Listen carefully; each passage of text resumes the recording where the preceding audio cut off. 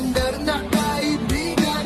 Si Princess Maldita naman ang solid samahan. Mabait siya na mamila at supportive sa tambayanan. Si Trixie May ang queen of kamalditahan. Mahilig siya ng girly at merong paninindigan. Shoutout din pala kay Miss Christie, ang tahimik sa pamilya. Mabait siya ng girly at dakila na maldita. At si Scorpion, ang tahimik na maganda.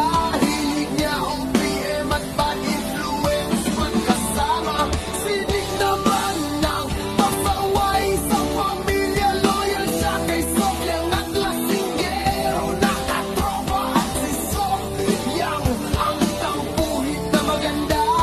Asawa siya ni Nick at sa imo siya kilala. Kami ang solid team for family. Pamilya masaya, malakas at masagana. Ang solid team for family. Respeto pinakita at mayroong pakikisama. Yan ang solid team for family. Sa imo application sumibol at nakilala. Madami mang pagsubok sa pamilya, kayang-kaya. Matibay pundasyon, solido at walang kagaya. Kilala niyo ba si Coffee Mate, ang palaaway na kaibigan? Tahimik siya na Inglaterra at merong kagandahan. At si Pao, Pao ang tampururot sa tropahan. Sumbongera siya na girly at iyakin sa samahan. Si Nescafe naman ang pambato sa inuman.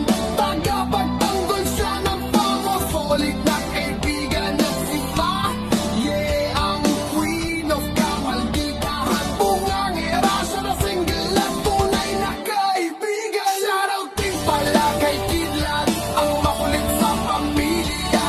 Anak siya ni Queen at maingay sa barkada. At si Black Nix ang mabait na maganda. Cute siya na girly at isa sa kantarera. Si Mr. Right naman ang tahimik sa pamilya. Antukin siya na lalaki at magaling makisama. At si Ryan ang mabait sa barkada. Siyang bantay ng room, o di ba nakakatawa? Solid team for family. Pamilya masaya, malakas at masagana. The solid team for family. Respeto pinakita at merong pakikisama. The solid team for family. Sa imo application sumibol at nakilala. Madami mang pagsubok sa pamilya, kayang-kaya. Matibay pundasyon, solido at walang kagaya. Kilala niyo ba si Zoom na merong kagandahan? Iniibig siya ni Ryan. Oh, ang sweet